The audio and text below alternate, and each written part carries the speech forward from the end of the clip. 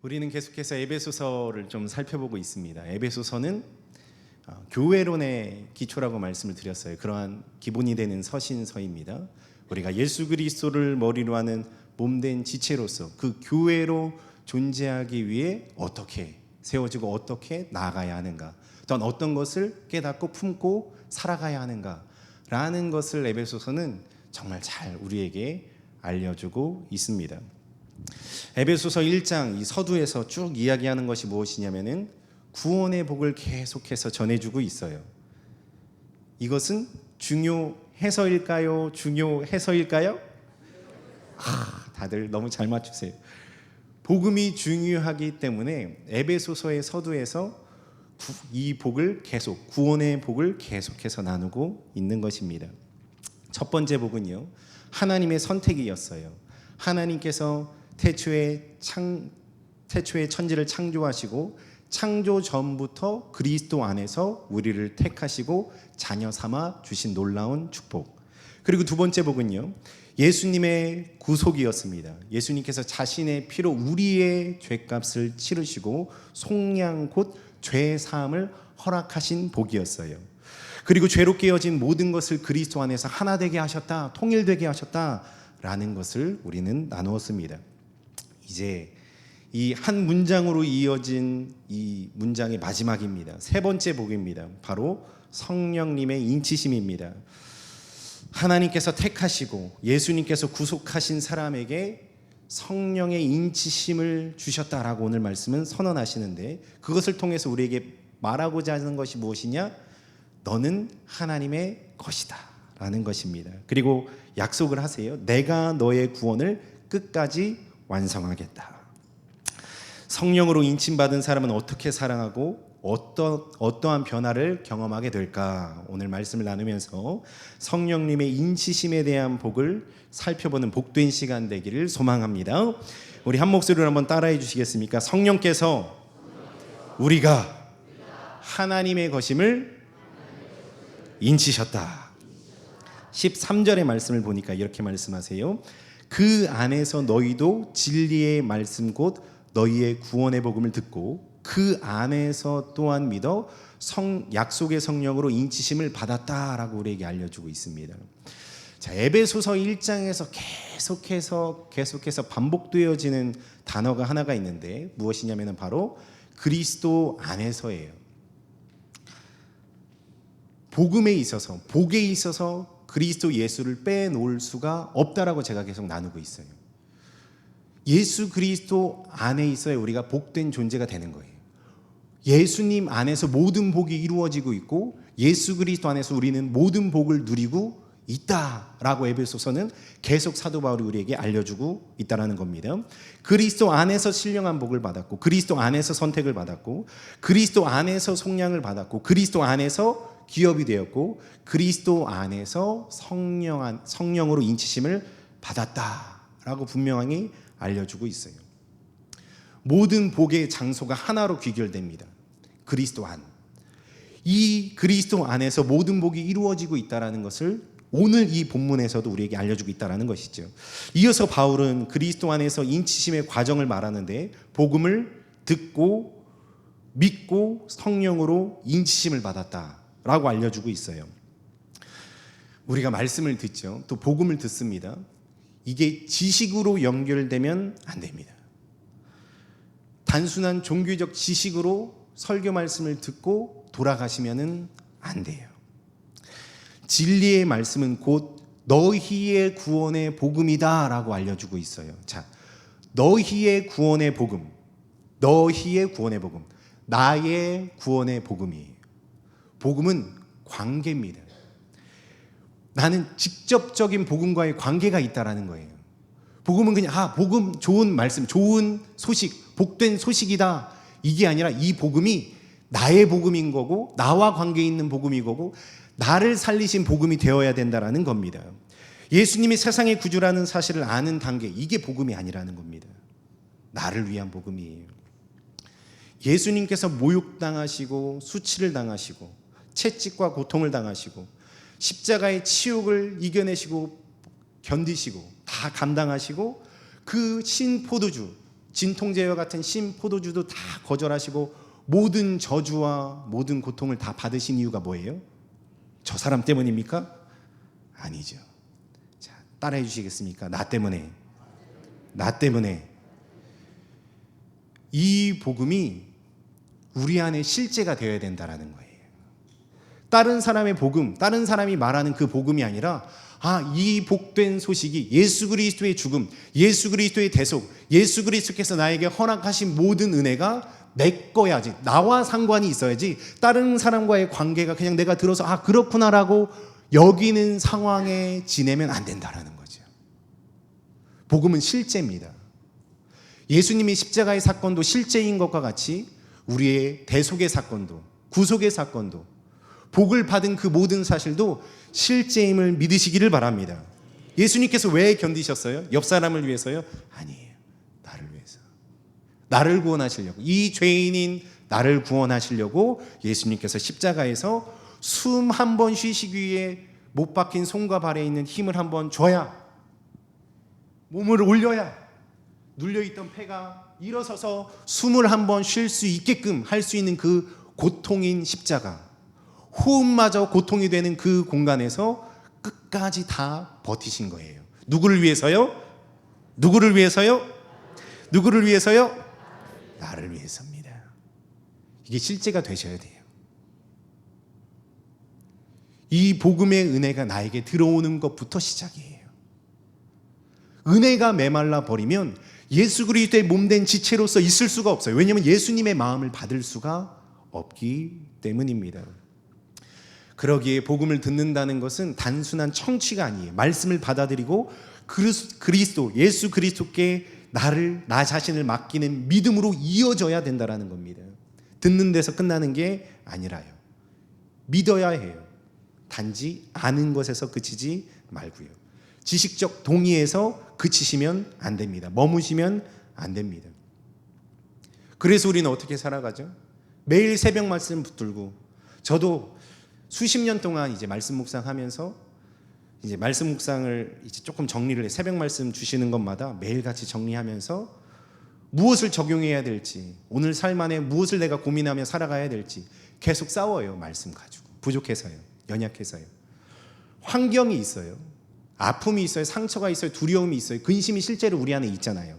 내가 해결하지 못하는 문제들이 자꾸, 내 마음을 불편하게 하는 문제들이 자꾸 올 때 우리는 시험에 듭니다. 질병으로 인해서, 해결되지 않는 문제와 상황들로 인해서.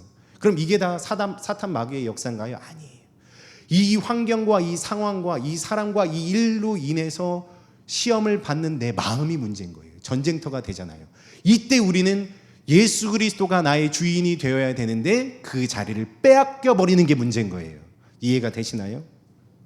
그 자리가 이 환경이 문제가 아니라, 질병이 문제가 아니라, 사람이 문제가 아니라, 그거는 누구에게나 다 와요. 다 옵니다. 근데 그 환경에서 복음을 믿고 예수 그리스도 안에서 성령의 인치심을 받는 자들은 어떻게 살아야 되냐? 예수님이 나의 주인이라는 것을 뺏기시면 안 된다라는 거예요.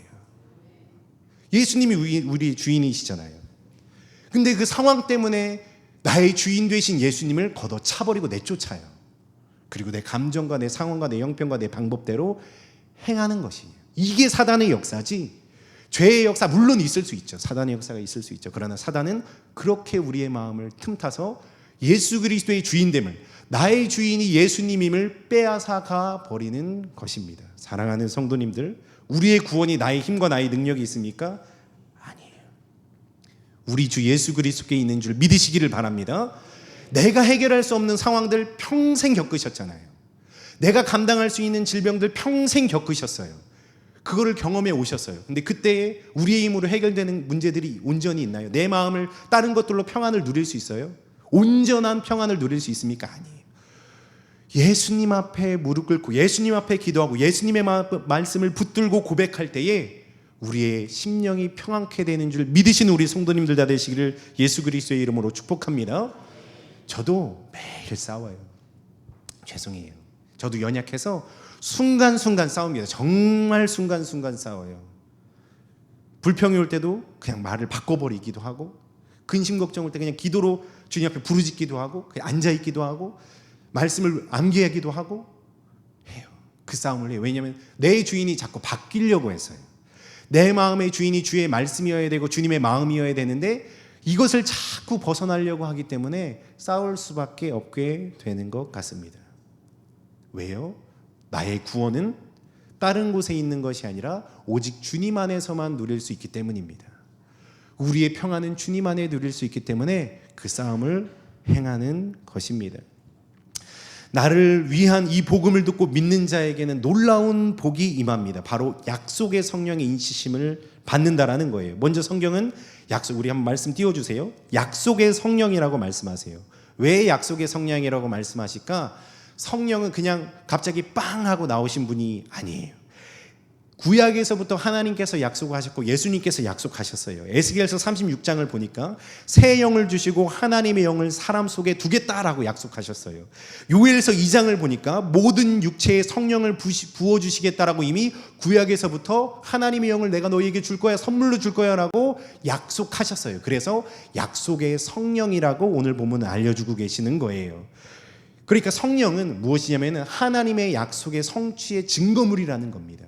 주께서 우리에게 약속하신 것을 성령 하나님의 영을 우리에게 주신 그 증거물, 주님께서 이루신 그 사실이 우리 안에 있다는 것이죠. 하나님께서 성령으로 우리를 인치셨습니다. 인친다라는 것은 도장을 찍다라는 뜻이거든요. 고대 사회에서 인장은 주로 이제 세 가지의 의미가 있습니다. 소유, 그리고 진정성, 보호와 확증이에요. 자, 소유는 뭐냐면요, 도장을 딱 찍으면 이게 누구 것인지 드러낼 수 있었어요. 성령의 인치심은 너는 하나님의 것이다, 하나님의 소유라는 표시예요. 자, 진정성에 대해서 이야기를 하면 인장은 그것이 진짜임을 증명하는 도구로도 쓰였어요. 인장이요. 성령께서 우리 안에 계시다라는 것을, 우리가 정말 하나님의 백성이라는 것을 증거하는 증명이 됩니다. 성령의 인치심이요. 그리고 보호와 확증입니다. 왕이 인장을 찍잖아요. 함부로 그것에 손을 댈 수가 없었어요. 그래서 인치심은요, 하나님께서 자기 백성을 붙드시고 보호하시고 구원을 완성하신다라는 의미도 담겨 있습니다. 에베소서 4장 30절 말씀을 한 목소리로 한번 읽어보겠습니다. 에베소서 4장 30절 읽었습니다. 시작. 하나님의 성령을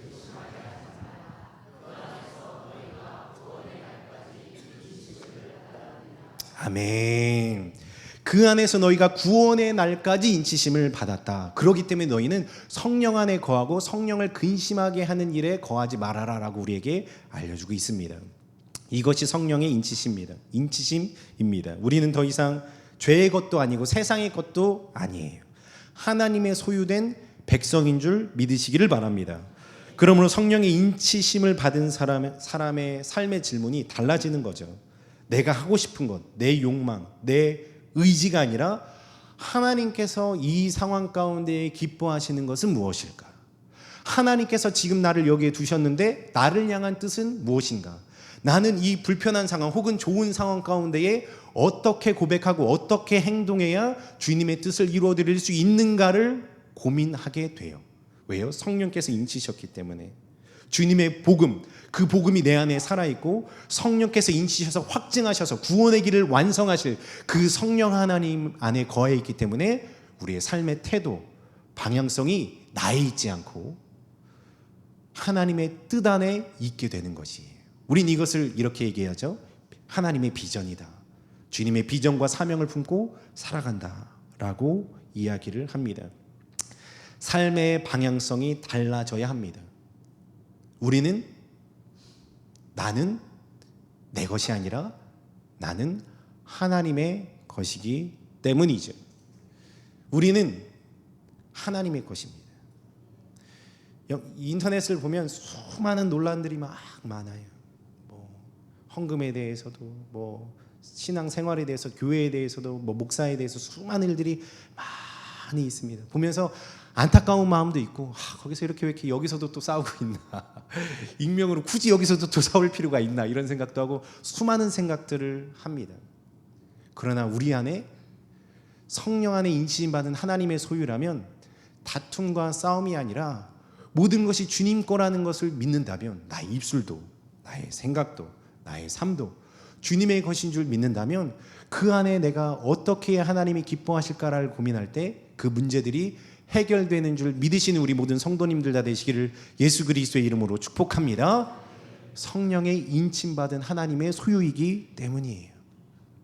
자, 이제 말씀은 14절 말씀 계속해서 우리에게 알려주십니다. 한번 따라해 주시겠습니까? 성령께서 우리의 구원을 보증하십니다.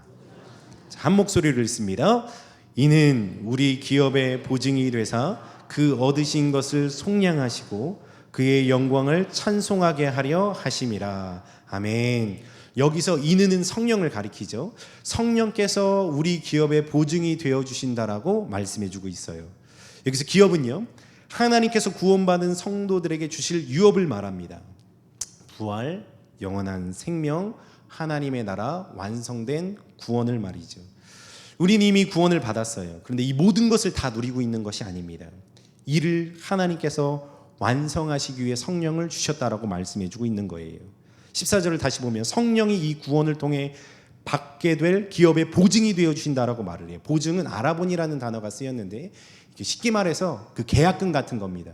근데 계약금은 내가 살 수도 있고 안 살 수도 있고 그런 의미잖아요. 근데 여기에서 나오는 계약금은 내가 반드시 나머지 잔금을 다 치를 거야 라는 그 약속의 의미가 들어있는 거예요. 그래서 하나님께서 우리에게 그 기업을 주신다라는 것은 내가 너희의 구원의 그 날까지 끝까지 붙들고 함께 할 거야 라는 의미가 여기서도 동일하게 있다라는 것입니다. 빌립보서 1장 6절은 이렇게 말씀을 해요. 너희 안에 착한 일을 시작하신 이가 그리스도의 예수의 날까지 이루실 줄 우리가 확신하노라. 우리는 이미 구원을 받았지만 아직 완전하지는 않습니다. 여전히 죄와 싸우고 넘어지죠. 세상에는 고통과 죽음이 아직도 남아 있습니다. 그러나 성령께서 우리 안에 계세요. 그래서 우리는 구원의 완성을 끝까지 이루실 그 하나님을 믿고 신뢰하며 나아갈 수 있는 것입니다. 구원의 확신은 그러므로 감정이 아니죠. 상황도 아니고 형편도 아닙니다. 문제도 아니에요. 그래서요. 이 안에 구원의 문제가 해결되는 것이 없다라는 걸 말씀을 드리는 거예요. 나는 오늘 기분이 나쁘니까, 내 불편하니까 나는 구원을 받을 수 있는가 없는가? 그 잣대로 이루어지지 않습니다.